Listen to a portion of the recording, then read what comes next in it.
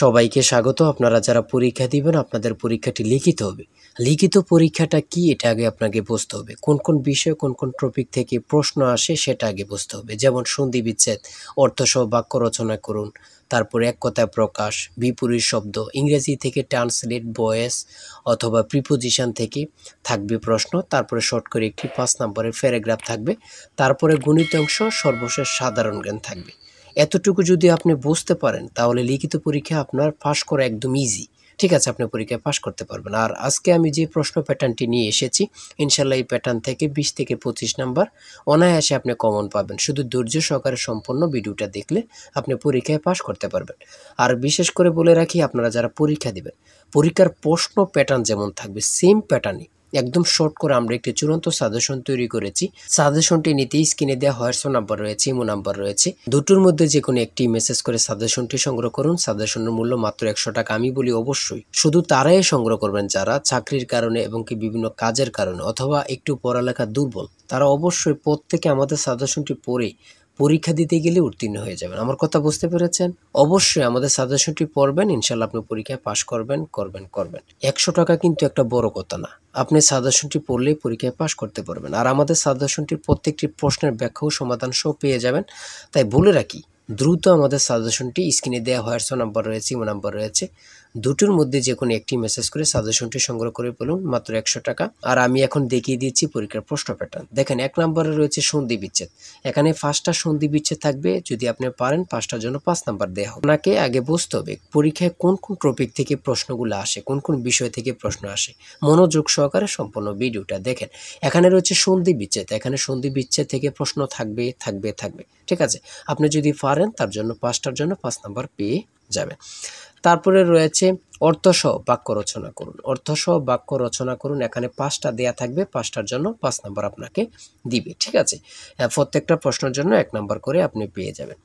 তারপরে 3 নম্বরে রয়েছে এক কথায় প্রকাশ করুন। এক কথায় প্রকাশ করুন, এখানে 5টা থাকবে। 5টার জন্য 5 নাম্বার। বুঝেন কিন্তু আপনারা এখান থেকে প্রশ্ন ওখান থেকে প্রশ্ন না খোঁজে আমাদের সাজেশনটি পড়েন। একদম সুন্দরভাবে গোছানো একটি সাজেশন। পরীক্ষার প্রশ্ন প্যাটার্ন যেমন থাকবে সেম প্যাটার্নে আমরা সাজেশন উল্লেখ করেছি। ইনশাল্লাহ আমাদের সাজেশনটি পড়লেই যথেষ্ট। পরে 4 নম্বরে রয়েছে শুদ্ধ করে লিখুন। শুদ্ধ করে লিখুন, এখানে অশুদ্ধ দেয়া আছে, এগুলো শুদ্ধ করে লিখবেন। এখানে 5টা থাকবে। 5টার জন্য আপনাকে 5 নাম্বার দেয়া হবে। তারপরে 5 নম্বরে রয়েছে বাংলাদেশের আর্থ-সামাজিক উন্নয়নে তরুণ উদ্যোক্তার ভূমিকা আলোচনা করো। অর্থাৎ অনুচ্ছেদের মতনে আপনারা লিখবেন একদম শর্ট করে। এগুলো লিখলে আপনাকে 5 নাম্বার দেয়া হবে। আমার কথা বুঝতে পেরেছেন? একটা অনুচ্ছেদ, হ্যাঁ। তারপরে 6 নম্বরে রয়েছে fill in the blanks with appropriate preposition। Preposition থেকে এখানে 5টা প্রশ্ন থাকবে। 5টার জন্য আপনাকে 5 নাম্বার দেওয়া হবে। প্রত্যেকটি প্রশ্নের জন্য 1 নাম্বার করে।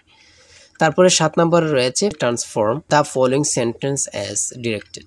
ঠিক আছে, এখানে 5টা থাকবে। 5টার জন্য আপনাকে 5 নাম্বার দেওয়া হবে। আমাদের সাজেশনের প্রত্যেকটি প্রশ্নের ব্যাখ্যা ও সমাধান সব পেয়ে যাবেন। 8 নম্বরে রয়েছে mix sentence with the following idioms and phrases. ঠিক আছে, এখানে 5টা থাকবে। 5টার জন্য আপনাকে 5 নাম্বার দেওয়া হবে। এখান দিয়ে আছে 2টা, এখান দিয়ে আছে 3টা, মোট হচ্ছে 5টা। 5টার জন্য আপনাকে 5 নাম্বার দেওয়া হবে। আমার কথা বোঝেন, হ্যাঁ। তারপরে রয়েছে ট্রান্সলেট। এখানে 5টা ট্রান্সলেট রয়েছে। লিখিত আর এমসিকিউ বলেন, এখন প্রত্যেকটা পরীক্ষার ট্রান্সলেট থাকবে। এটা হচ্ছে মূল কথা। ঠিক আছে, 5টা ট্রান্সলেট থাকবে। 5টার জন্য 5 নাম্বার আপনাকে দেওয়া হবে। তারপরে 10 নম্বরে রয়েছে একটি প্যারাগ্রাফ থাকবে।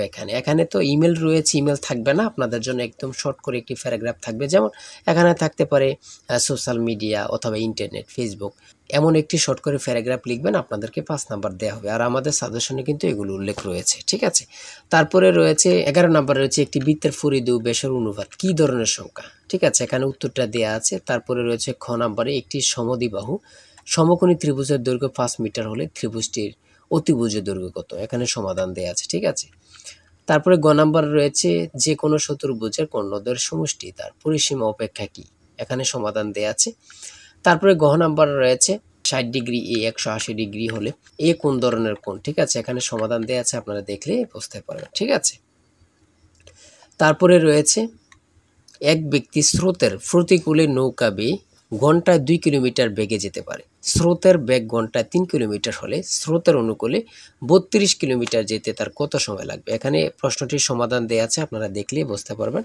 আর প্রত্যেকটা গণিত সমাধানের জন্য, গণিত প্রশ্ন সমাধানের জন্য আপনাদেরকে 5 নাম্বার করে দেয়া হবে।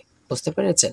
তারপরে 13 নম্বরে রয়েছে টাকায় 10টি দরে কলম ক্রয় করে টাকায় 8টি দরে বিক্রয় করলে শতকরা কত লাভ বা ক্ষতি হবে? হ্যাঁ, এখানে সমাধান দেয়া আছে, আপনারা দেখলেই বুঝতে পারবেন।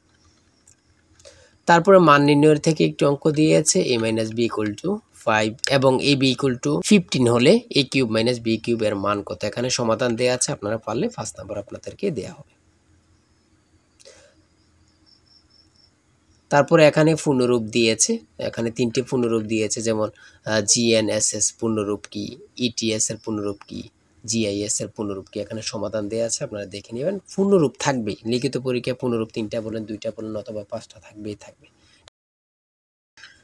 তারপরে রয়েছে এখান দিয়ে এই প্রশ্নগুলো রয়েছে সাধারণ জ্ঞান। এখানে রয়েছে কোন সংস্থা বাংলাদেশের জনশুমারি পরিচালনা করে কত সালে 6ষ্ঠ জনশুমারি পরিচালিত হয়? এখানে রয়েছে 2022 সালে। ঠিক আছে, বাংলাদেশ পরিসংখ্যান ব্যুরো তথ্য মতে। হ্যাঁ, তারপরে রয়েছে কম্পিউটারে 4টি আউটপুট ডিভাইসের নাম লিখুন। এখানে যে কোনো 4টা লিখলে হবে, তার মধ্যে স্পিকার, মনিটর, প্রিন্টার ও প্রজেক্টর। হ্যাঁ, এখানে 4টা। ঠিক আছে, তারপরে হচ্ছে স্প্যাম মেইল কি অথবা ChatGPT প্রতিষ্ঠাতা কি? খুবই গুরুত্বপূর্ণ, আপনারা জানেন বর্তমান নিউ ভাইরাল একটা সফটওয়্যার। ঠিক আছে, আপনারা সকলে জানেন। তারপরে রয়েছে কোন কোন দেশ 2026 সালে ফুটবল বিশ্বকাপ আয়োজন করেছে বা করবে? যুক্তরাষ্ট্র, কানাডা ও মেক্সিকো। প্রাচীন গৌড়ের রাজধানী কোথায় ছিল? প্রাচীন গৌড়ের রাজধানী কোথায় ছিল? কত সালে বঙ্গভঙ্গ রহিত হয়? ঠিক আছে, আপনারা অনেকেই জানেন। তারপর ইন্টারনেট হতে কম্পিউটারে কোনো ফাইল সেভ করার প্রক্রিয়াকে কি বলে? ডাউনলোডিং বলে। জুলাই গণ অভ্যুত্থান অধিদপ্তরের কাজ কি কি? ছাত্র জনতার অভ্যুত্থানের ইতিহাস সংরক্ষণ, নিহতদের পরিবার ও আহতদের পুনর্বাসন। ঠিক আছে, বাংলাদেশে পল্লী উন্নয়ন একাডেমি এর প্রতিষ্ঠাতা কি এবং এটি কোথায় অবস্থিত? হ্যাঁ, তারপরে সর্বশেষ যে প্রশ্নটি রয়েছে বাংলাদেশের সমুদ্র বন্দরগুলোর নাম লিখুন। যেমন আমরা জানি 4টা সমুদ্র বন্দর রয়েছে, যথা চট্টগ্রাম, মোংলা, পায়রা ও মাতারবাড়ি। ঠিক আছে, আর আপনারা যারা সাজেশন নিতে চাচ্ছেন, এই যে স্ক্রিনে দেওয়া এই নাম্বারে হোয়াটসঅ্যাপ ইমো আছে, যে কোনো একটাই মেসেজ করে সাজেশনটি সংগ্রহ করবেন।